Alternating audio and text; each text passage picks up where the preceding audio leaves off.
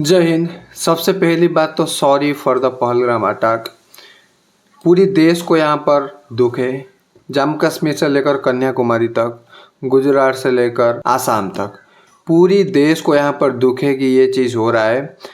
लेकिन हम सरकार से प्रश्न करते हैं, कब तक ये साले चूती आकर काट के जाएंगे इंडिया का? कब तक ये आके इस छोटा छोटा बम फुटा के मासूम लोगों की जिंदगी को खत्म कर देंगे? ये जो 28 लोगों को टूरिस्ट ने मारा है, इनकी परिवार का जो परमानेंट खेती हुई है, इनको कौन भरपाई करेगा? ये साले आकर हमारे देश में घुसकर मार मुर के चले जाते हैं और हमारा देश यहाँ पर सफ़र करता है। ना जाने कितनी बार ये चीज़ हो रहा है। Taj attack, Pulwama attack, Uri attack, क्या हो रहा है? ये सब क्या चल रहा है हमारे देश में? सरकार को यहाँ पर जवाब देना पड़ेगा, क्या चल रहा है यहाँ? कुछ तो एक्शन लो भाई। ये छोटा छोटा बम फुटाने से कुछ नहीं होगा कि सर्जिकल स्ट्राइक कर ली, एयर स्ट्राइक कर ली। भाई घुसो, मारो उनको ना, क्या फर्क पड़ता है यहाँ पर? हमारा देश तो ऐसे ही बहुत पावरफुल है। घुसेड़ जाएंगे, अगर पैदल ही चले जाएंगे, अगर निपटा के आ जाएंगे उनको। 140 करोड़ की जनसंख्या है, पैदल ही चले जाएंगे, पूरी देश के ऊपर कब्जा कर लेंगे हम लोग। क्या चल रहा है? तो जवाब दो, कुछ तो करो। ये क्या चल रहा है? सर्जिकल स्ट्राइक, ये वो, लोड़ा लोशन, ये सब क्या है? कुछ फर्क नहीं पड़ने वाला है इससे। पाकिस्तान के लोग यहाँ पर आकर हार्ट सर्जरी करके जा रहे हैं। ये क्या हो रहा है? ये क्या हो रहा है?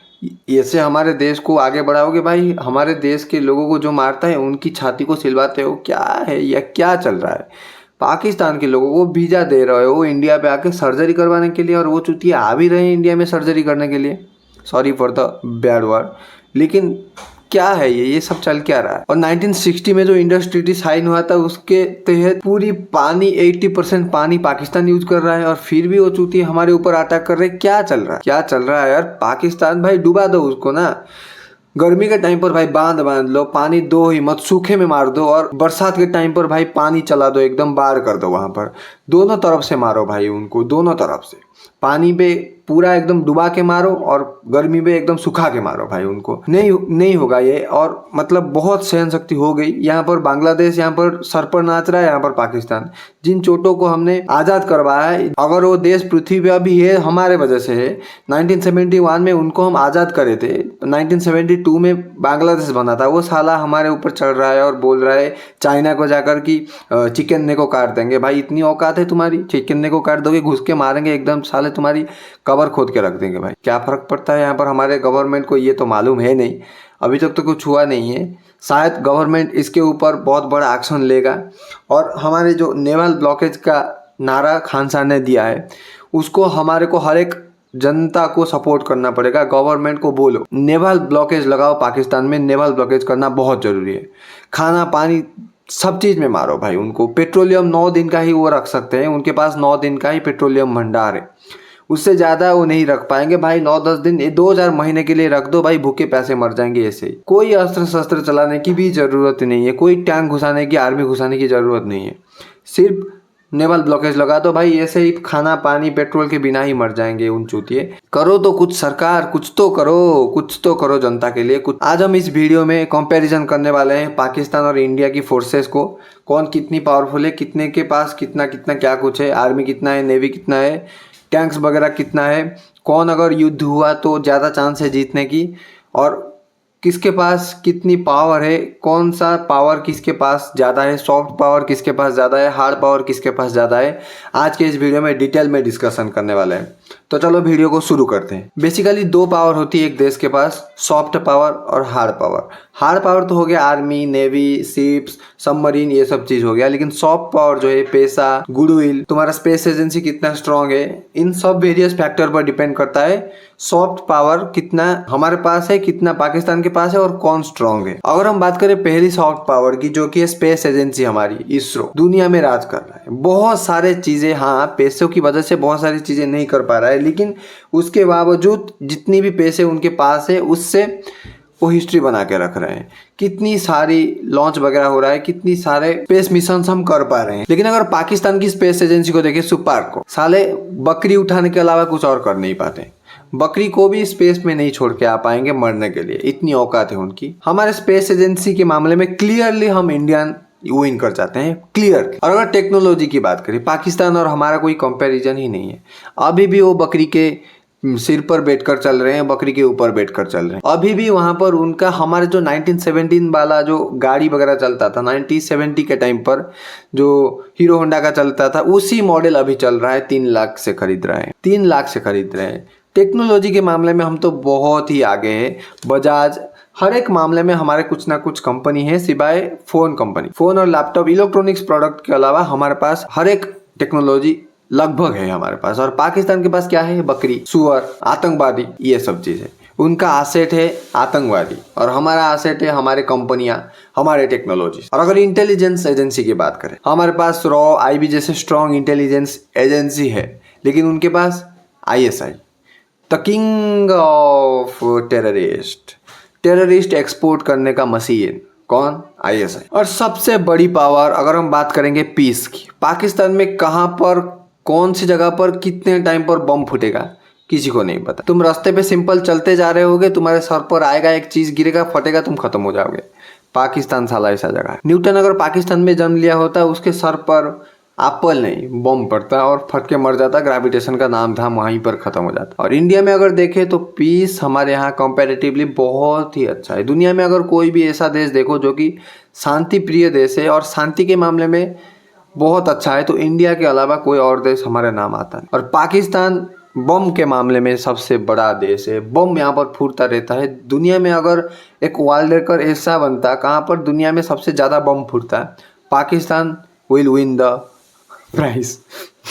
और अगर इन्फ्लेशन की बात करें, पाकिस्तान में चल रहा है 12% 14% का इन्फ्लेशन, और हमारे इंडिया में अगर देखो 5 6 7 के परसेंट के लगभग इन्फ्लेशन चल रहा है, जो कि बहुत ही अच्छा है और नॉर्मल भी एक देश के लिए कंपैरेटिवली बोला जाए तो बहुत अच्छा है। और अगर जीडीपी की बात करें, पाकिस्तान का जितना जीडीपी है, टाटा ग्रुप का जीडीपी अकेला उससे ज़्यादा है। टाटा ग्रुप अगर चाहे तो पूरी पाकिस्तान को एक साथ खरीद सकता है। टाटा ग्रुप का लगभग जीडीपी $400 बिलियन के आसपास है और पाकिस्तान का जीडीपी $375 बिलियन और हमारा इंडिया का जीडीपी $4 ट्रिलियन। पूरी पाकिस्तान को हम 10 बार खरीद सकते। और अगर जीडीपी ग्रोथ रेट देखे, पाकिस्तान हमसे कितनी साल में आगे निकल जाएगा, ये होने नहीं वाला। दुनिया में तो इस दुनिया में तो नहीं होने वाला। हमारा जो जीडीपी ग्रोथ रेट है वो लगभग 6 से 8% 9% के बीच वैरी करता है, लेकिन पाकिस्तान का जो ग्रोथ रेट है 1% 2%। हमारे यहाँ पर हाँ स्टील, एल्यूमिनियम, ये सब चीज़ इंपोर्ट एक्सपोर्ट होते हैं। वहाँ पर बकरी एक्सपोर्ट होता है, नौड़ा एक्सपोर्ट होता है, लौड़ा लहसन एक्सपोर्ट होता है। उनके अलावा और कुछ आता ही नहीं है, उनको क्या ही एक्सपोर्ट कर लेंगे। और कैरियर पर्सपेक्टिव से देखें, इंडिया में क्या क्या कैरियर अपॉर्चुनिटी है और पाकिस्तान में क्या क्या कैरियर अपॉर्चुनिटीज है। इंडिया में तो बहुत सारे अपॉर्चुनिटीज है। तुम साइंटिस्ट बन सकते हो, बिजनेसमैन बन सकते हो, तुम कुछ भी कर सकते हो। Infinite possibilities of career option India में। लेकिन पाकिस्तान में सिर्फ 2 कैरियर ऑप्शन है। एक है बकरियां चराना, दूसरा है टेररिस्ट। और कुछ वहाँ पर ऑप्शन ही नहीं है। बकरियां चराओ, सुअर चराओ, गधे चराओ, गाय चराओ, ये सब चीज चराओ भाई चराओ। और रात में टेररिस्ट बनकर इंडिया में घुसो और इंडिया में मासूम लोगों को मारो।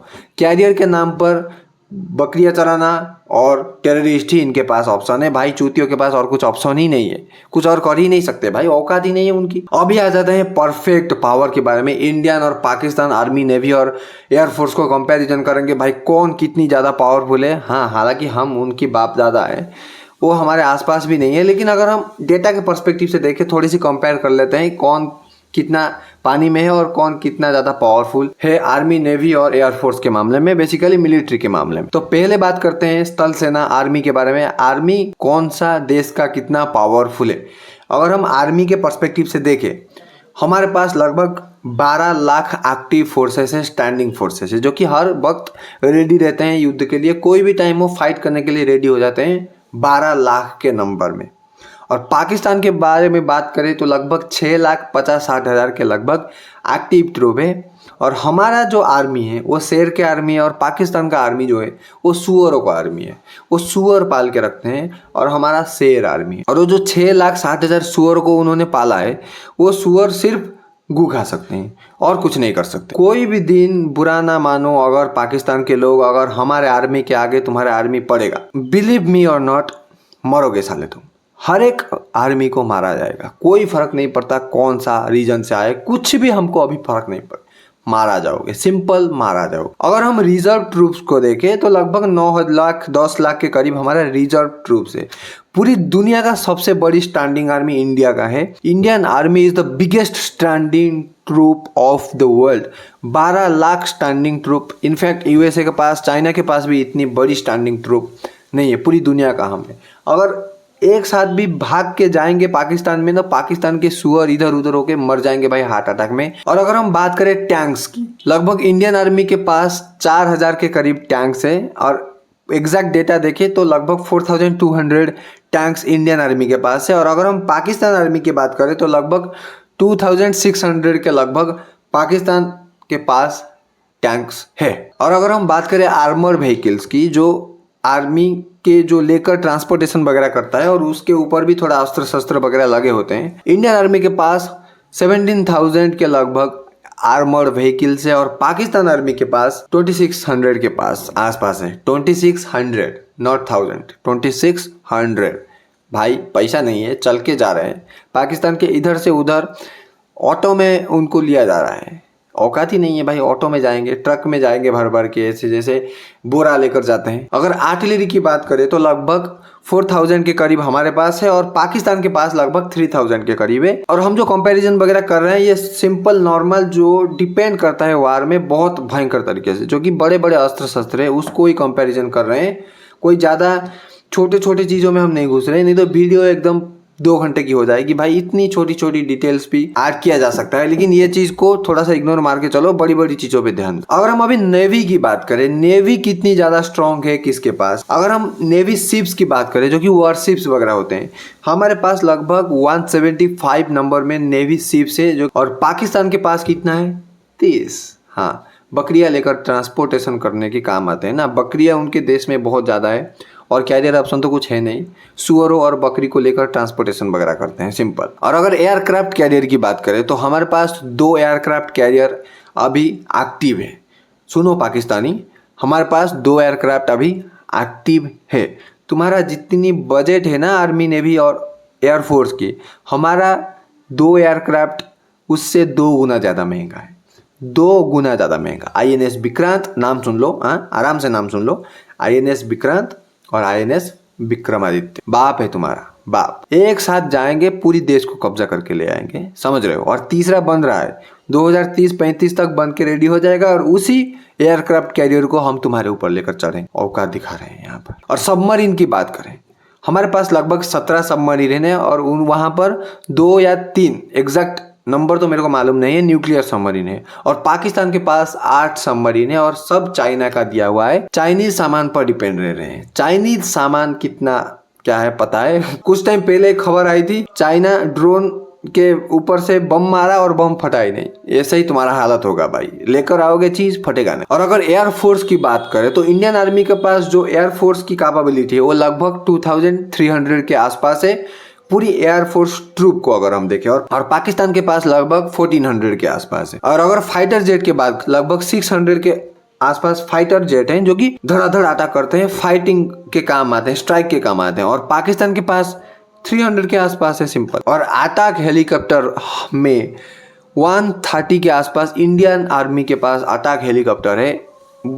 और अगर हम पाकिस्तान की बात करें तो लगभग 57 अगेन 57। और अगर नॉर्मल हेलीकॉप्टर की बात करें, कितनी हेलीकॉप्टर किसके पास है, इंडियन ट्रूप्स के पास 900 हेलीकॉप्टर्स है और पाकिस्तान के पास 300। सिर्फ हेलीकॉप्टर भी हम अगर लेकर जाएंगे, पूरी देश को कब्जा करके ले आएंगे, समझ रहे हो। औकात नहीं है पहली बात तुम्हारी।